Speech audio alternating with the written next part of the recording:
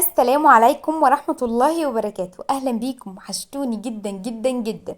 النهاردة بإذن الله هنعمل مع بعض العيش الكايزر في البيت بكل سهولة، زي بتاع الأفران بالظبط وأحلى كمان. العيش هش وخفيف وقطني، والتسوية بتاعته مظبوطة. والعيش كده ريقه مسكر وحلو قوي قوي قوي. يعني من الآخر هقول لكم كل التفاصيل اللي تطلع معاكم عيش الكايزر بالشكل دوت، وسر التسوية المظبوطة، واللون الجميل اللي العيش بياخده اللي زي اللي بنشتريه من الأفران الجاهز بالظبط، والسمسم ثابت عليه ولا بيقع ولا أي حاجة، يجنن. والريحة بقى فظيعة، واقتصادي جدا، اللي مستخدمين بيض ولا حليب ولا زبدة ولا أي حاجة، بشوية مية وبشوية دقيق. بس قبل ما نبتدي الفيديو، لو أول مرة بتشوفوني ما تنسوش تشتركوا في القناة وتحطوا لايك للفيديو الحلو دوت. ويلا بينا نسمي بسم الله ونصلي على أشرف خلق الله عليه أفضل الصلاة والسلام، ونبدأ في الطريقة بتاعتنا على طول. مش عايزاكم تفوتوا دقيقة واحدة، عشان كل دقيقة بقول فيها حاجة مهمة للعيش الفينو أو العيش الكايزر، أيا كان العجينة واحدة. أول حاجة كده أنا هحط 3 كوبايات دقيق، بس أهم حاجة إن الدقيق أنخله كويس قوي. أنا معايرة الكوبايات بالكوبايات المعيارية، 3 كوبايات دقيق، او تحطي نص كوبايه دقيق. 3 كوبايات ممسوحه كده من الدقيق، وانخل الدقيق كويس قوي. الدقيق ده متعدد الاستخدامات، جايباه عادي من السوبر ماركت، سايب يعني ملوش اسم. وبعدين احط بقى 3 معالق كبار من السكر.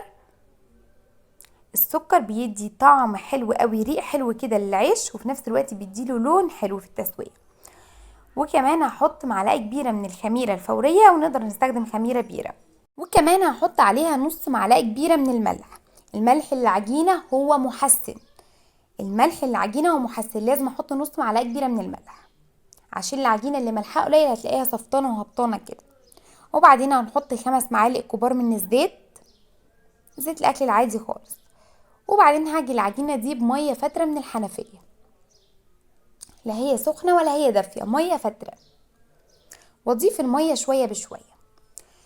طيب انا مستخدمه نوع دقيق العرق بتاعه مش قوي، اضافة المية شوية بشوية للعجينة هتعمل عرق كويس للعجينة. الخطوة دي مهمة قوي، ان انا حتى لو انا عارفة مقدار المية لازم اضيفها شوية بشوية، وهو اصلا مفيش مقدار المية، لان كل نوع دقيق بيختلف عن التاني في شربه للسوائل. واهم حاجة اعجن العجينة دي حلوة قوي، يعني العجينة دي ما تتعجنش اقل من 10 دقايق.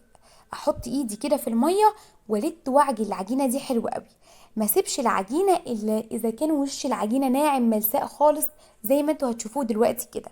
عايزة وش العجينة ناعم خالص، والعجينة تبقى ماسكة نفسها. العجينة مش عطشانة مية، يعني واخدة كمية المية المناسبة ليها، العجينة طرية وما بتشققش كده، وفي نفس الوقت العجينة ماسكة نفسها، عشان العيش لما يجي يخمر يرفع لفوق ما يفرش في الصينية. هغطي بقى العجينة دي، هحطها في الطبق واغطيها واسيبها بس ترتاح، يتضاعف حجمها مرة كمان زي ما انتم شايفين كده. انا مش بسيب بقى العجينة تخمر وتملى الطبق والكلام ده، عشان ريحتها ما تبقاش خميرة. مجرد بس ما يتضاعف حجمها مرة كمان خلاص كده، وابدأ اشتغل فيه على طول، بس تفك العرق دوت عشان اعرف افردها، وكمان وش العجينة يبقى ناعم كده. هنزل كده العجينة على الرخامة، وابدأ ان انا اقصد العجينة او اقطع العجينة. تمام. وكل بقى تقطيعة دوت على حسب حجم العيش اللي انت عايزاه. تقدري طبعا تعملي بالعجينة دي عيش فينو وعيش كايزر وجميع انواع المعجنات، على فكرة العجينة دي تحفة. وبعدين ابدأ ان انا اكور العجينة. اعمل الكرة كده متوسطة، لا هي كبيرة ولا هي صغيرة. طبعا احنا بنعمل الكور وبنسيبها ترتاح لمدة 5 دقايق برضو. احنا كده لسه ما عملناش العيش الكايزر. ال3 كوبايات دقيق عملوا معايا 12 كورة. وطبعا هحط بقى على الوش سمسم وحبة البركة، وتقدري تحطي سمسم بس وحبة البركة بس. تمام. وبعدين هبدأ ان انا اجيب اول كورة انا فردتها، وافردها فردة بسيطة خالص كده على ايديا، وابدأ ان انا المها تاني. الحركة دي احنا بنعمل قلب العيش الكايزر. وابدأ ان انا اشيلها احطها في السمسم او في حبة البركة. طيب انا العجينة بتاعتي مش بتمسك في السمسم او في حبة البركة، نعمل ايه؟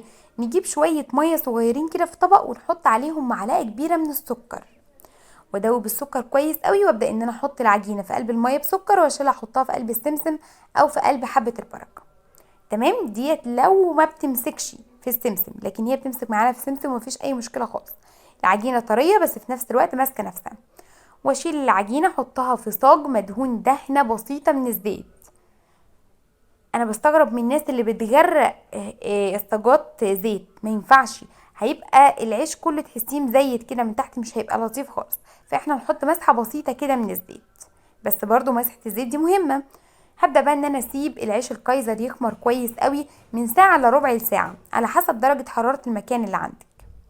لازم يتضاعف حجمه مره كمان زي ما انتم شايفين كده. اهم حاجه نقطه التخمير عشان العجينه تطلع هشه والعيش يطلع هش وخفيف.